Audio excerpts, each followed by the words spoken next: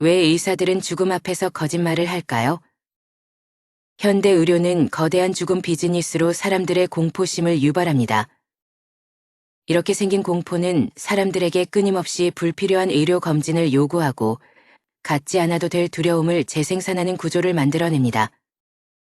병원에서 죽기 전까지 주는 정맥 주사는 몸을 말라가듯 죽을 수 없게 하고 수분이 넘치는 상태를 유지시킨다고 합니다. 말라가듯 죽을 때 인간은 오히려 죽음의 고통을 덜 느끼는데 이렇게 병원에서 연명 치료에 시달리다가 고통 속에 가시는 분들이 많습니다. 중환자실에서 긴 치료, 침대 위에서만 보내는 긴 병원 생활, 그리고 환자의 의사와 관계없이 끊임없이 이어지는 연명 치료들. 과연 이런 것들이 정말 환자에게 행복한 일이라 생각하시나요? 생명 연장을 이야기하며 현대 의료가 제공하는 이 많은 것들은 정말 환자를 위해서 이루어지고 있는 게 맞는 걸까요? 죽음은 그 누구도 피해갈 수 없는 중요한 삶의 과정이자 일부분입니다. 하지만 우리는 평생 잘 먹고 잘 사는 법에 대해 고민하고 매일 어떻게 사는 것이 행복한 삶인지를 수없이 고민합니다. 정작 언젠가 반드시 다가올 죽음에 대해서는 생각을 미뤄둔 채 살아가고 있습니다. 본인의 죽음뿐만 아니라 가족의 죽음, 부모의 죽음도 모두 마찬가지입니다. 그렇기에 막상 죽음의 그림자가 눈앞에 닥쳐오면 어떻게 해야 할지 몰라 허둥대며 이리저리 휩쓸려 다니는 수밖에 없습니다. 삶을 정리할 시간도 없이 반복해서 병원 신체만 지다가 어느 날 갑자기 죽음을 맞이하고 싶은 사람은 없을 것입니다. 누구에게나 신고해야 할 삶의 마지막 시간들이 죽음. 비즈니스 속에서 낭비하지 않기 위해 우리는 죽음을 배우는 시간이 필요합니다. 그리고 나뿐만 아니라 남은 가족들을 위해서라도 이제는 죽음도 공부하고 배워야 합니다. 오늘의 주제는 죽음을 배우는 시간, 병원에서 알려주지 않는 슬기롭게 죽는 법입니다. 여러분들이 꼭 알고 계셔야 할 내용들로 준비했으니 이번 영상도 도움이 되셨으면 좋겠습니다. 주위의 소중한 분들께도 공유해 주세요. 우리의 부모님이, 우리의 자식이, 우리의 주변의 이들이 알고 있어야 하는 것들입니다. 요즘에는 대부분의 사람들이 병원에서 죽음을 맞이합니다. 그렇게 중환자실에서 홀로 쓸쓸히 죽어가는 것이 정말 최선일까요? 환자가 집을 떠나 병원에 옮겨지는 순간 환자는 자동화된 컨베이어 벨트처럼 병원 시스템에 끌려갑니다. 병원에서는 사망 과정에 들어선 죽음조차 무조건 치료의 대상이 될 뿐입니다. 입으로 음식을 삼키지 못하면 콧줄로 영양제를 밀어넣고 숨을 못 쉬면 억지로 산소를 공급합니다.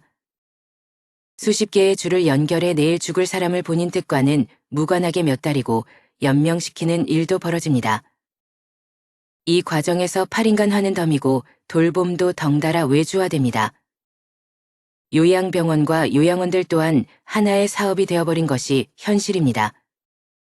이러한 죽음의 외주화는 다시 죽음에 대한 준비의 부재로 이어집니다.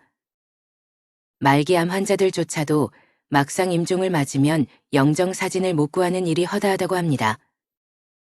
죽음이 치료해야 할 질병으로 둔감한 요즘, 중환자실에서 삶을 끝 맞춰야 할 만큼 하고 제대로 보냈다는 인식을 가진 사람들이 많아지고 있습니다. 의사도 병원도 주변인들조차도 정작 죽어가는 당사자의 고통은 고려하지 못하는 경우가 부지기수입니다. 자연은 싸워서 이겨야 하는 상대가 아닙니다. 우리 삶의 어떤 순간에도 죽음은 찾아온다는 것, 그것이 제가 들려드리고 싶은 죽음에 대한 가장 첫 메시지입니다. 인간의 가치와 이윤을 쉽게 맞바꾸는 자본주의 사회에서 노화는 치료 가능한 병으로 둔갑하고 죽음이 병원에서 외주가 됩니다. 현대 사회는 죽음을 병원 안에 가짐으로써 우리 일상으로부터 죽음을 단절시켜버렸습니다. 집에서 키우던 가축을 잡아 먹던 시절에는 적어도 그 가축에게 미안하고 고마워했습니다. 하지만 도축장이 들어서며 동물의 죽음이 외주화되자 고기는 그저 마트에서 사는 상품이 되어버렸고 결국 공장식 축산이 표준화되었습니다. 우리는 더 이상 소와 닭과 돼지를 생명이 아닌 물건 취급하며 얼마나 싸고 맛있냐고 평가합니다. 죽음이 생활에서 분리되어 외주화되자 죽음은 새로운 비즈니스로 재탄생하게 된 것입니다. 예를 들어 우리가 아는 연골 주사는 퇴행성 관절염 환자의 손상된 연골을 치유한다고 잘못 알려져 있습니다. 사실 기대할 수 있는 효과는 100% 진통 효과뿐이라고 합니다. 그리고 너무 자주 맞으면 관절 손상이나 인대 파열이 진행될 수 있기 때문에 다른 모든 치료와 마찬가지로 오염된 남용은 금물입니다. 그런데 연골 주사를 놓으면서 이런 말을 해주는 의사가 몇이나 있을까요? 그리고 우리가 건강검진을 할 때 찍는 CT 촬영은 몸에 방사선, 폭탄을 투여하는 것과 마찬가지라고 합니다.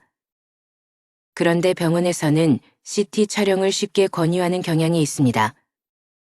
심지어 살아도 산 것이 아닌 상태로 오랜 시간을 버틸 수 있게 하는 현대 의료는 죽음에 대한 정에 마저 모호하게 만들고 있습니다.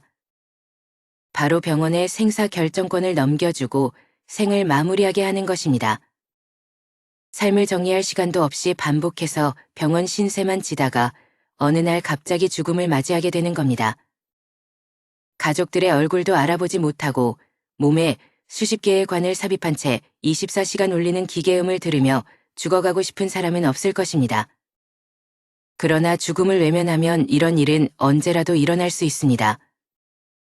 많은 사람들이 창조에 가입하거나 외자리를 보고 수위를 마련하는 것이 죽음을 준비하는 것이라 착각하는 현실입니다.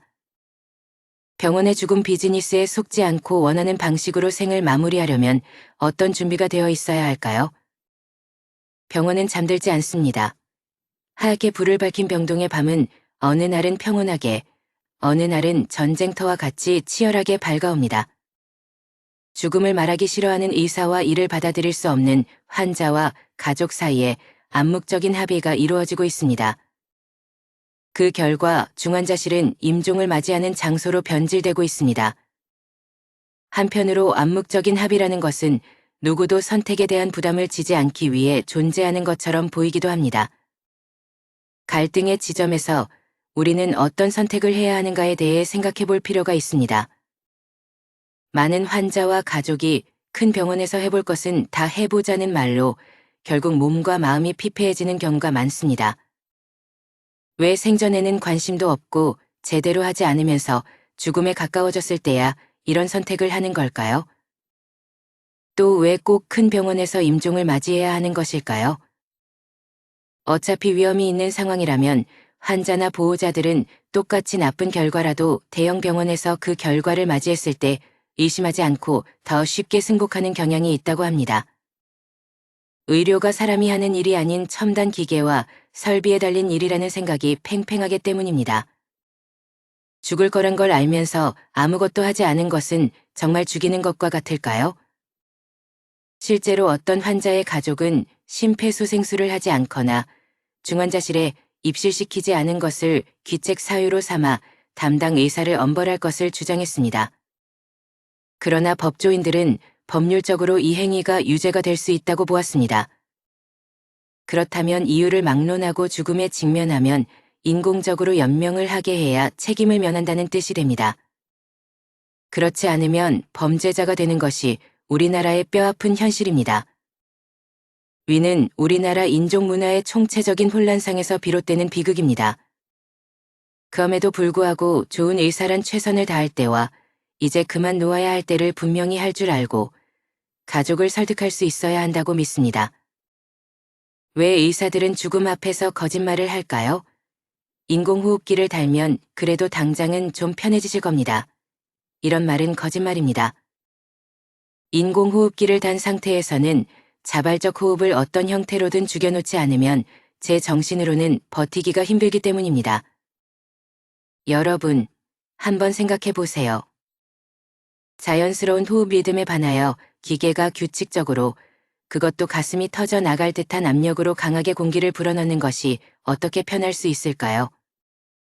인공호흡기를 견뎌내기 위해서는 결국 자발적인 호흡 중추까지 마비되도록 진정제를 투여해서 환자를 깊은 무의식으로 떨어뜨리는 방법밖에는 없습니다. 중환자실에 들어가려면 굉장히 까다로운 기준들이 있습니다. 정말 이번 위기를 넘기면 정상적인 생활을 할 수 있을 거라 판단이 돼야 들어갈 수 있습니다. 그렇게 따지고 분명히 정상적으로 생활할 수 있을 것이라 생각하고 입실함에도 불구하고 중환자실에 들어간 80대 어르신들의 생존율은 절반이 되질 않습니다. 또한 과거 10년간 중환자실 치료 후 생존율은 향상되지 않았음에도 중환자실 시술 숫자는 크게 늘어서 2023년에는 평균 7개의 시술을 받았습니다. 중환자실에서 사망한 환자의 가족들의 공통적인 분향은 사랑하는 우리 아버지, 우리 어머니가 주렁주렁 뭘 달고 동요하며 돌아가셨다는 말입니다. 이것이 현실입니다. 의료진의 과실이 아니더라도 중환자실은 항생제 저항성이 높은 극강의 병원균이 오글거리는 곳입니다. 환자들은 침대 위에서 대소변을 보고 형편이 열악한 병원에서는 이에 대한 관리도 잘 되지 않습니다.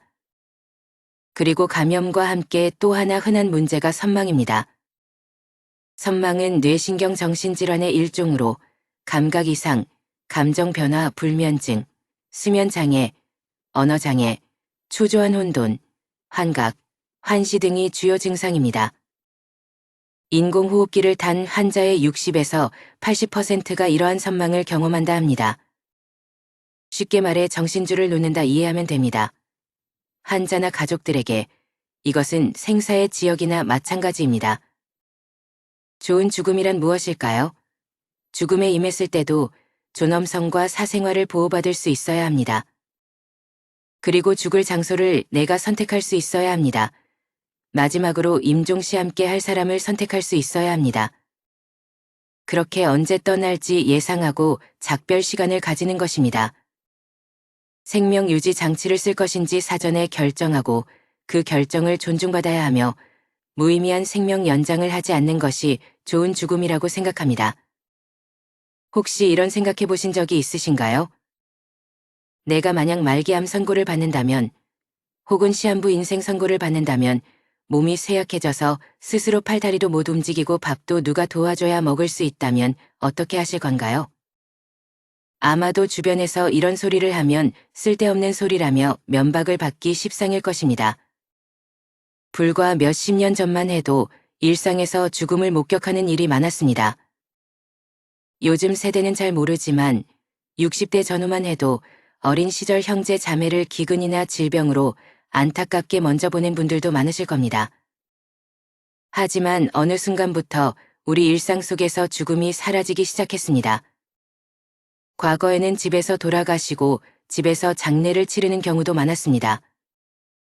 이제는 더 이상 집에서 돌아가시지 않고 집에서 돌아가시는 분을 모실 수도 없는 실정이 되어버렸습니다. 우리 삶에서 죽음이 사라진 것은 아닌데 잘 안 보이게 된 겁니다. 아마도 그때부터 우리는 죽음을 일상에서는 없는 일처럼 생각하기 시작했는지도 모르겠습니다. 사회는 죽음에 대해 이야기하기보다는 현대 의학의 발달로 인간이 얼마나 오래 살 수 있게 되었는지에 초점을 맞추고 있습니다. 예전 같았으면 돌아가셨을 상황에서 얼마나 극적으로 생명을 건질 수 있는지에만 관심을 두고 있습니다. 그러다 보니 사람들은 죽음을 어떻게 받아들여야 할지 모를 정도로 죽음에 대해 무지해지고 있는 것이 아닌가 하는 생각마저 듭니다. 부모님이 돌아가실 때가 되었다는 것도 인지하지 못하고 그저 막연하게 이러다가 나빠지면 병원에 모시고 가면 방법이 있겠지, 이렇게 생각하는 것입니다. 의사들의 사망 진단서는 더 이상 노안이 사망 원인으로 등장하지 않습니다. 필립 로스의 아버지의 유산이란 책에 이런 글귀가 있습니다. 엄마, 이렇게 쇠약해진 상태에서 병원의 돌봄을 받는다는 건 결국 호박과 학대를 견뎌야 하는 걸 의미해요. 그게 싫으면 병원에 오지 말고 집에 계셔야 하는 거죠. 뇌종양에 걸려 죽어가는 아버지의 곁을 지키며 쓴 에세이입니다. 지금까지 죽음에 대한 이야기를 하면 주로 암 환자들, 우리가 생각하는 시한부 환자들을 중심으로 이야기되어 왔습니다. 그러다 보니 암 같은 큰 병이 아니면 사람이 죽지 않는 것이 아닌가 하는 착각을 하게 되었습니다. 실제 우리나라 사망 순위를 보면 1등은 물론 암입니다. 암으로 죽는 경우가 가장 많지만 그 외에 다양한 노화에 해당하는 병들, 뇌졸중이나 심장병, 폐질환 등을 합치면 훨씬 많은 수의 환자가 암이 아닌 병으로 사망하고 있습니다. 그럼에도 불구하고 많은 사람들이 암만 아니면 죽음을 생각할 필요가 없다고 생각합니다. 또한 병원에서 치료를 받으면 죽지 않는다고 막연히 믿는 경우도 많습니다. 사실은 그렇지 않습니다. 병원에서 죽음을 치료하지 못합니다. 다만 죽음의 모습만이 바뀝니다. 한국인 100명 중 8명은 병원에서 사망합니다. 문제가 되는 것은 사람들에게 내가 어디에서 죽는 것이 가장 바람직한지 임종 희망 장소를 물어보면 대부분은 가정이라고 말한다는 것입니다. 그러나 현실은 그렇지 않습니다. 우리나라는 일본과 함께 다른 선진국들에 비해서 병원에서 죽음을 맞이하는 비율이 유난히 높습니다. 미국의 연구에 따르면 말기 암 환자 340명은 병원이나 중환자실에서 사망할 때 삶의 질이 낮고 신체적으로 불편했다고 합니다. 그들은 가정에서 사망하는 것보다 병원에서 죽는 것이 더 좋지 않았다고 느꼈습니다. 또 이러한 죽음은 남겨진 가족들에게도 문제입니다. 우리는 사랑하는 가족이 죽고 나면 굉장히 큰 스트레스를 받게 됩니다. 병원 중환자실에서 사망한 가족은 외상 후 스트레스 장애 발병률이 집에서 사망한 경우보다 5배나 높았습니다. 이 큰 스트레스는 정신적으로 매우 힘든 영향을 미칩니다. 애도의 기간이 너무나 길어지고 그 과정에서 남겨진 가족들의 정신적인 문제가 생기는 것입니다. 이렇게 여러 가지 지표들이 환자 본인에게 남겨진 가족에게 집에서 사망이 더 낫다는 것을 보여주고 있는데 왜 우리는 이렇게 죽게 되었을까요? 생로병사는 부처님도 고민하셨던 문제이고 누구도 인류 역사 시작 후에 해결할 수 없었던 문제입니다. 우리가 태어나서 일정 기간을 살다가 어느 시점이 되면 병이 찾아오기 시작합니다. 그리고 그 병이 누적이 되고 노화가 진행되면 결국은 사망을 피할 수가 없게 됩니다. 그런데 현대의학이 도입된 이후 병이 찾아오더라도 사망까지 그 기간이 굉장히 길어집니다. 그럼에도 불구하고 노화와 병, 치료의 누적을 피할 수는 없고 과거에는 사망할 수밖에 없던 상황에서 연명 치료가 개입을 합니다. 그렇게 굉장히 오랫동안 죽고 싶어도 죽지 못한 채 살아가게 되는 것입니다. 이런 분들의 안타까운 사연은 수도 없이 많습니다. 어떤 분은 수술 후 의식을 완전히 되찾지 못한 채 7년을 요양병원에서 영양공급줄과 소변줄을 달고 계시다가 돌아가셨다고 합니다. 병을 갈 때마다 고통스러워 보셔서 가족들 모두가 상담했는데 오히려 연명하셨을 때 그 얼굴이 더 편안해 보였다고 합니다. 이제 우리 사회에서도 웰다인에 대한 논의가 이루어지고 있습니다. 웰다인이란 삶을 정리하고 죽음을 자연스럽게 맞이하는 행위로 연명 치료 거부, 존엄사를 포함하고 있습니다. 웰다인 선상에서 사전 연명 의료 의향서를 작성하는 이유는 연명 치료 이후의 삶이 바람직하지 않다는 인식이 점차 확산되고 있기 때문입니다. 많은 사람들이 연명 치료를 가급적 하지 않으려는 방향으로 생각하고 있습니다. 많은 어르신들이 9988, 234 이런 이야기를 하십니다. 99세까지 팔팔하게 살다가 하루 이틀 3일 앓다가 돌아가시는 겁니다. 참 그러면 좋겠는데 사람의 몸이라는 것이 생물학적인 조건이 그렇게 되지 않습니다. 나이가 들면서 여러 가지 병들이 찾아오는 것을 노안이라고 합니다. 노안을 말하면 보통 치매라든지 중풍이라든지 이런 질환들을 생각합니다. 그런데 우리가 놓치고 있는 것이 있습니다. 당뇨병, 암, 혈관질환, 폐질환, 심장질환, 관절질환 등 우리가 알고 있는 그 많은 병들, 그 흔한 병들이 대부분 노안이라는 사실입니다.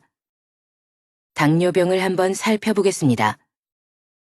연령에 따른 당뇨병의 유병률을 보면 40대부터 급격하게 늘어나기 시작하고 80세까지도 거의 멈춤 없이 계속 유병률이 늘어납니다. 이것을 보면 당뇨병도 노안이라는 사실을 알 수 있습니다. 암은 어떨까요?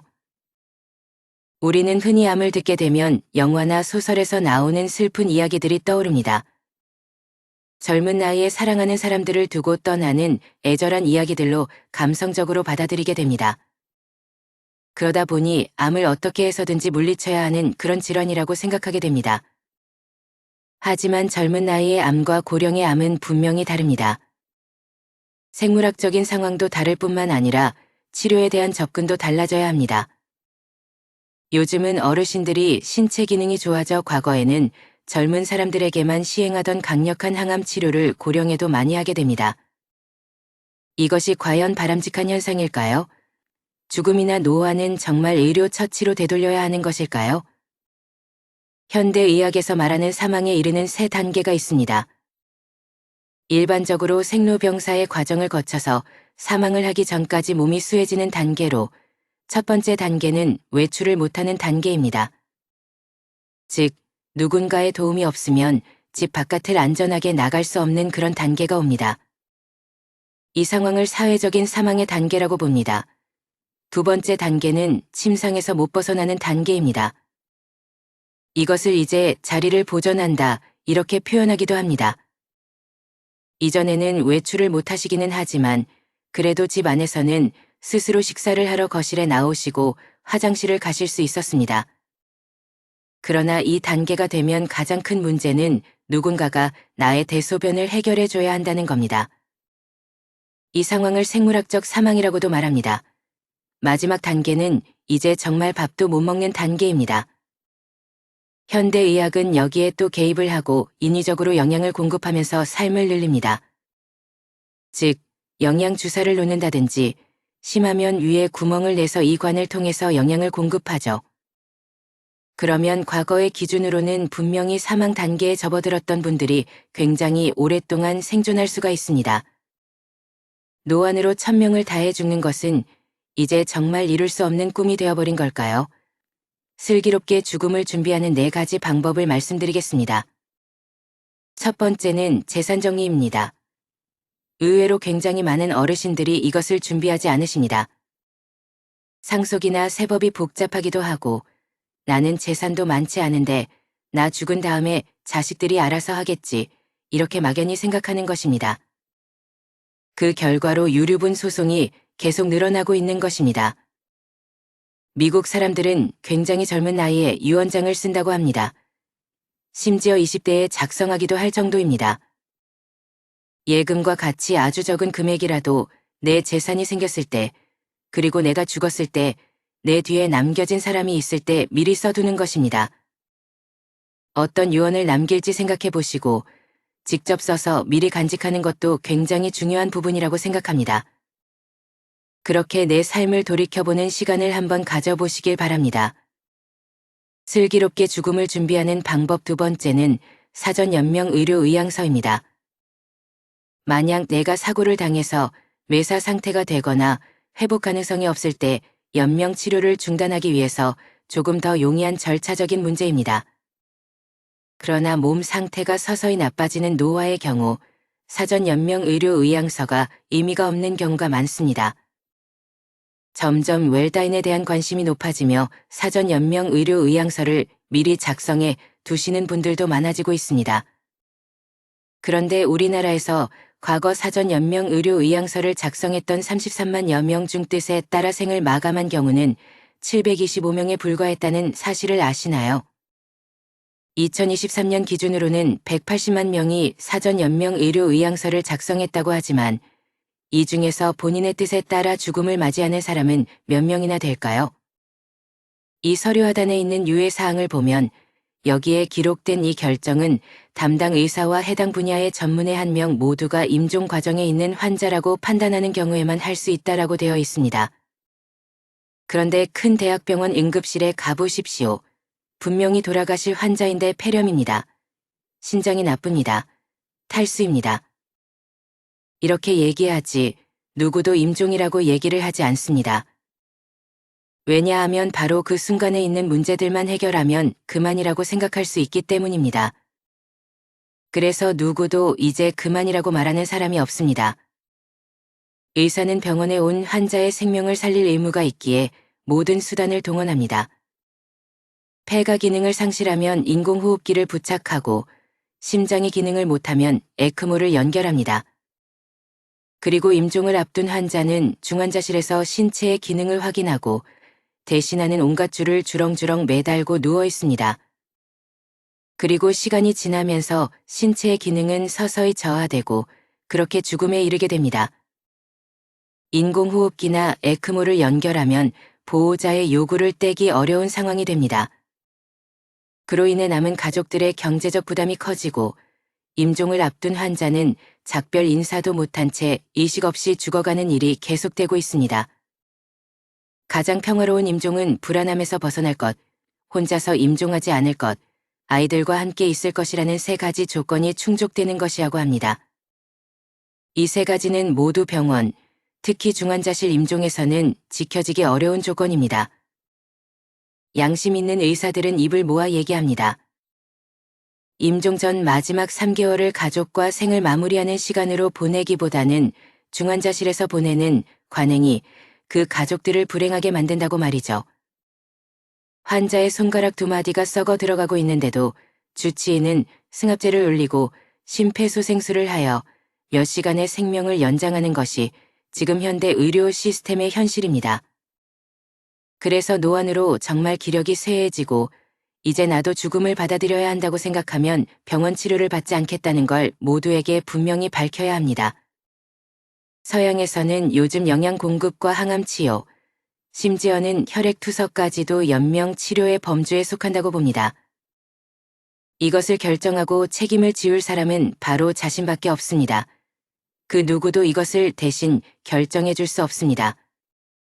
슬기롭게 죽음을 준비하는 방법 3번째는 대학병원 손해는 가급적 멈춰주세요. 병원에서의 죽음이 좋지 않다고 얘기하지만 그럼에도 다들 병원에서 돌아가십니다. 몸이 노쇠해지면 많은 분들이 대학병원에 가서 여러 과를 진찰받습니다. 병이 여러 가지니 거의 하나둘 쓸래를 하시는데 이과, 저과, 흉과를 다니면서 이 의사, 저 의사, 그 의사한테 약을 받으십니다. 그러면서 어떤 대학병원의 어떤 교수한테 진료받다고 말씀하시는데 그 교수는 환자들의 이름을 기억 못합니다. 너무나 많은 환자들, 도저히 감당할 수 없을 정도로 많은 환자를 받는 일이 아직도 성행하기 때문입니다. 그러다 이제 상태가 나빠져서 대학병원 응급실을 찾아오게 되면 3분 진료를 하던 그 교수님은 응급실에서 얼굴을 볼 수 없습니다. 응급실 전담 의사는 폐가 안 좋으면 폐렴 치료를 하고 상태가 더 나빠지면 인공호흡기를 끼워야 한다며 결정을 요구합니다. 이렇게 분열되고 파편화된 시스템 속에서 환자는 더 이상 자신의 몸이 사람 몸이 아닌 듯한 상황을 겪게 됩니다. 그래서 가급적이면 이제 기력이 쇠해지면 대학병원 순례는 좀 그만하셨으면 합니다. 꼭 큰 대학병원이 아니더라도 여러분 주변에 잘 찾아보시면 믿을 만한 여러분을 잘 봐줄 의사를 분명히 찾으실 수 있을 겁니다. 슬기롭게 죽음을 준비하는 가장 중요한 마지막 방법 4번째는 지금 이 순간, 오늘을 소중히 여기십시. 내가 내일 죽을 수도 있다라고 생각하면 오늘 왜 이렇게 사람들하고 얼굴 밝히면서 다투고 별것 아닌 일에도 마음 상해하고 기분 나빠할 필요가 있을까라는 마음이 들지 않을까요? 이렇게 내가 내일 죽을 수도 있다. 지금 이 순간이 가장 중요하다 생각하고 하루하루를 사신다면 세상에 많은 고뇌가 없어질 것 같습니다. 그리고 옆에 계신 분들에게 늙으면 빨리 죽어야지, 나 좀 죽게 해주세요. 이런 말은 빈말이라도 하지 않으셨으면 좋겠습니다. 세상에 남겨진 이들에게 고통이 될 수 있습니다. 내가 언제 죽을지 아무도 모르고 죽을 때 죽는 것입니다. 그러니 내가 힘들다는 이유로 입버릇처럼 그런 말은 하지 말아주세요. 데이비드 캐슬의 인생 수업을 보면 이런 글귀가 있습니다. 삶의 마지막 순간에 바다와 하늘과 별과 사랑하는 사람들을 마지막으로 한 번만 더 볼 수 있게 해달라고 기도하지 말라. 지금 그들을 보러 가라. 우리에게 주어진 남은 생, 사랑하는 이들과 더없이 행복하고 소중한 시간을 보내셨으면 좋겠습니다. 지금부터 말씀드리는 내용은 꼭 기억해 두셨으면 합니다. 우리가 임종이 다가왔다는 것은 어떻게 알 수 있을까요? 임종 일주일 전에는 의식 변화, 진정, 즉 외부 자극에 대한 반응의 저하, 수축기 혈압 감소와 구강 건조 등의 증상을 보인다고 합니다. 특히 임종 하루 이틀 전부터는 혈압이 현저하게 떨어지고 가래 끓는 소리를 내며 눈을 위로 치켜뜨는 증상을 보인다고 하죠.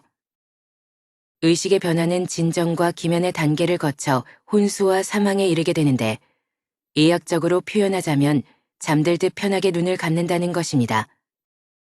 하지만 일부 환자들은 환각, 경련 등 임종 직전의 선망을 겪습니다. 의식이 나빠지면 이에 따라 호흡이 불안정해지는데 숨을 몰아 쉰다든지 긴 시간 숨을 쉬지 않는 무호흡 증상이 나타나면 임종에 임박한 것으로 보아야 합니다. 하지만 이것을 기억하세요. 무난한 임종 상태로 임종에 가까워지면 오히려 통증은 줄어듭니다. 임종 환자의 가래 끓는 소리를 의학적으로 임종 천명이라고 하는데요. 신체 기능이 쇠약해져 기관지에 고인 분비물을 뱉어내거나 삼킬 수 없어지면서 기도 내에 분비물이 쌓여 발생합니다. 임종을 맞는 환자의 절반 정도는 약 17~18시간 전에 이 증상을 경험한다고 합니다. 이때 의식은 혼수 상태에 빠지며 환자는 거의 불편함을 느끼지 않는다고 알려져 있습니다. 하지만 이를 지켜보는 가족들에게 임종의 모습이 트라우마로 남아 환자가 사망한 후에도 수년간 회상될 수 있다고 합니다. 이 시점에 도저히 참지 못하고 환자를 의료기관으로 옮기는 순간 연명 치료의 굴레에 들어서게 되는 것입니다. 밥을 못 먹는 단계를 지나 물도 못 마시는 단계가 오면 이제는 정말 살 시간이 얼마 남지 않았음을 알고 이에 대한 준비를 해야 합니다. 폭염과 달리 임종 환자는 탈수가 되었다고 해서 갈증을 호소하지 않습니다. 큰 스님이 10번에 들기 전 고기를 끊고 죽음을 기다리는 경우가 있습니다. 법정 스님도 그렇게 죽음을 맞이하셨다고 하는데요. 불가에서는 죽음을 단순히 인간의 육체가 사망한 것으로 이해하지 않고 육을 입은 생명의 존재가 집착을 끊어내고 일체의 속박으로부터 해탈하는 것이라고 이해합니다.